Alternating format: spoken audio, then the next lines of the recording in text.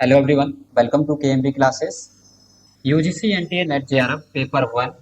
और paper one में हम यहाँ पर डिस्कस कर रहे थे unit one teaching aptitude. Lecture 11 है ये, जिसमें शिक्षण विधियाँ को हम करा रहे हैं। और आज के इस वीडियो में हम यहाँ पर परिचर्चा विधि, परियोजना विधि, पैनल विधि, अनुशिक्षण विधि, ब्रेन स्टॉर्मिंग विधि और व्यक्ति अध्ययन विधि के बारे में जानेंगे।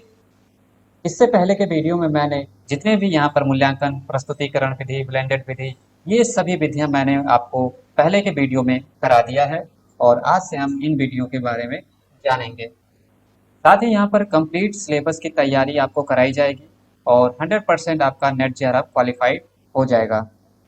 चलिए फिर बिना किसी देरी के हम वीडियो को शुरू करते हैं और जानते हैं कि परिचर्चा विधि क्या होती है। परिचर्चा विधि, इसे हम समूह परिचर्चा भी कहते हैं और इंग्लिश में ग्रुप डिस्कशन मेथड कहा जाता है। परिचर्चा विधि में क्या होता है कि जब कभी भी शिक्षण प्रक्रिया में छोटे छोटे समूहों में कुछ चीजें सिखानी होती है तो उसके लिए हम परिचर्चा विधि का प्रयोग करते हैं। इसमें शिक्षक और छात्र पारस्परिक रूप से विचारों को स्वतंत्रता पूर्वक आदान प्रदान करते हैं और पहले से उद्देश्य निर्धारित करके संपूर्ण प्रक्रिया को स्वतंत्रता पूर्वक छात्रों के सामने रखते हैं।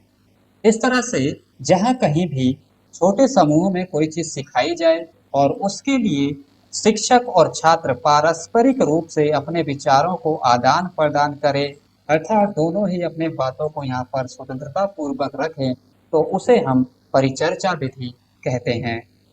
परिचर्चा विधि समूह चर्चा यानी कि मौखिक रूप से, लिखित रूप से, शाब्दिक रूप से या फिर अशाब्दिक रूप से किसी भी प्रकार से परिचर्चा विधि का प्रयोग किया जा सकता है। यहाँ पर शिक्षक और छात्र दोनों के मध्य सहभागिता पाई जाती है। साथ ही साथ छोटे छोटे समूहों में ग्रुप बांट दिए जाते हैं, जिसके बाद परिचर्चा का आरंभ किया जाता है। इस विधि में गहन विषय वस्तुओं पर चर्चा की जाती है।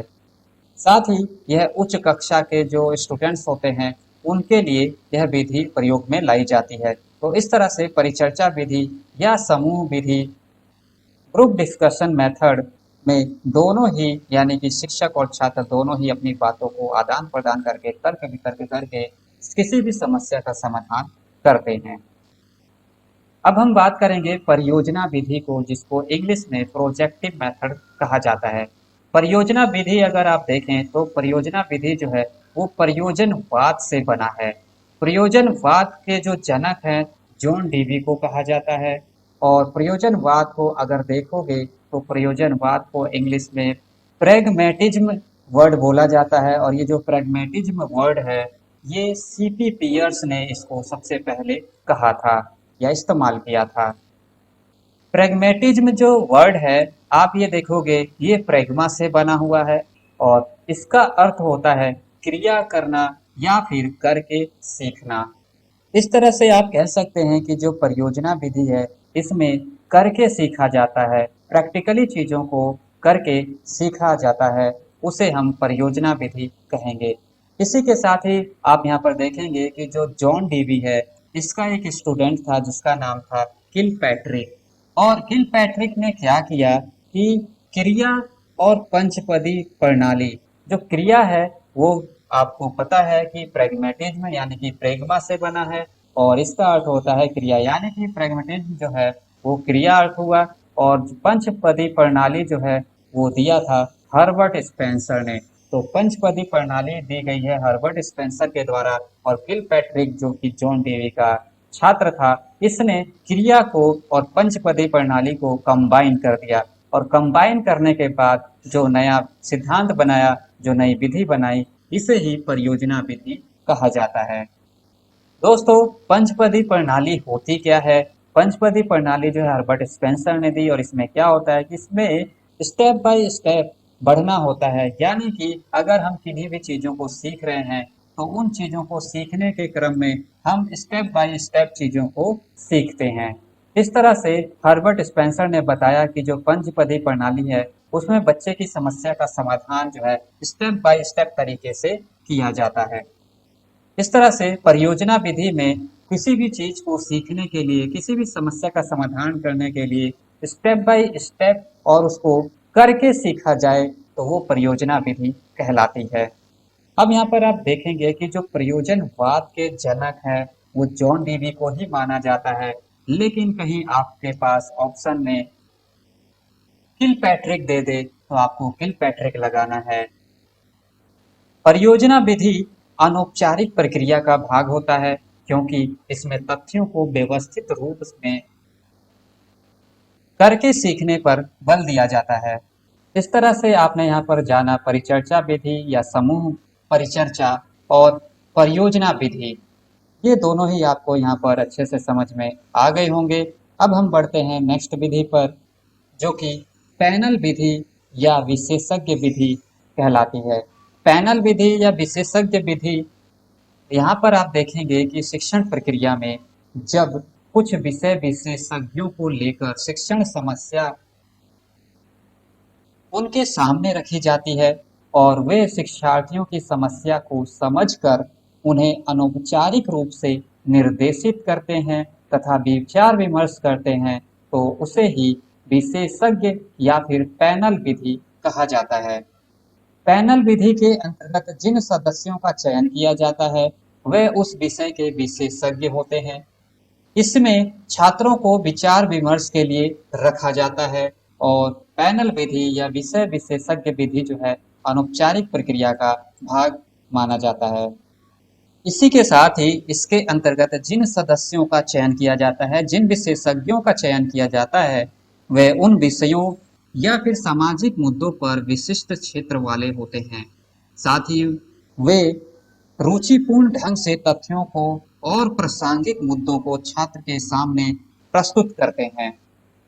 अब हम जानेंगे अनुशिक्षण विधि, जिसको इंग्लिश में ट्यूटोरियल मेथड कहा जाता है। अनुशिक्षण विधि में आप देखेंगे कि शिक्षण प्रक्रिया में छोटे छोटे समूहों में शिक्षण के उद्देश्यों का पता लगाकर छात्र का मार्गदर्शन करने के लिए, उनकी व्यक्तिगत समस्याओं को समझकर उन्हें दूर करने के लिए तथा छात्रों में कौशलों के विकास के लिए जिस भी विधि का प्रयोग किया जाता है उसे ही अनुशिक्षण विधि कहते हैं। इस तरह से इस विधि में छात्रों का मार्गदर्शन किया जाता है और उनके कौशलों के विकास के लिए इस विधि का प्रयोग किया जाता है, जिसे अनुशिक्षण विधि या ट्यूटोरियल मेथड्स कहते हैं। अनुशिक्षण विधि मुख्य रूप से कक्षा शिक्षण में छात्रों के मध्य असमानताओं को दूर करने के लिए प्रयोग किया जाता है और साथ ही साथ व्यक्तिगत रूप से छात्र की जो समस्या होती है, यहाँ पर याद रखेंगे व्यक्तिगत रूप से छात्र की समस्या का समाधान किया जाता है। इस तरह से छात्रों के मध्य शिक्षण असमानता को दूर करने हेतु इस विधि का प्रयोग किया जाता है। इस विधि में पूरी कक्षा में से 4 से 5 स्टूडेंट्स ऐसे होते हैं जो कि सेम प्रॉब्लम होती है, जिनकी समस्याएं सेम होती हैं। उन स्टूडेंट्स को पर्सनली क्लास दी जाती है, एक तरह से उनको गाइड किया जाता है, उनकी समस्याओं का समाधान किया जाता है।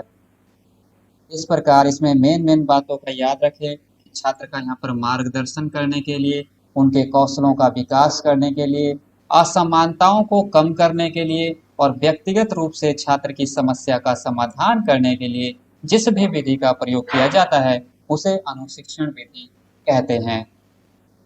अब हम बात करेंगे ब्रेन स्टॉर्मिंग मेथड की। ब्रेन स्टॉर्मिंग मेथड से हमेशा ही क्वेश्चन आता रहा है, तो इस चीज को ध्यान दें, इसको जरूर समझें। ब्रेन स्टॉर्मिंग मेथड को हिंदी में मानसिक झंझावात कहा जाता है। आप इसको इंग्लिश टर्म में ही याद रखें, ब्रेन स्टॉर्मिंग। यहाँ पर इसको अन्य नामों से भी जाना जाता है, जैसे आप देखेंगे विचार मंथन विधि भी कहा जाता है, विप्लव विधि के नाम से भी इनको जाना जाता है।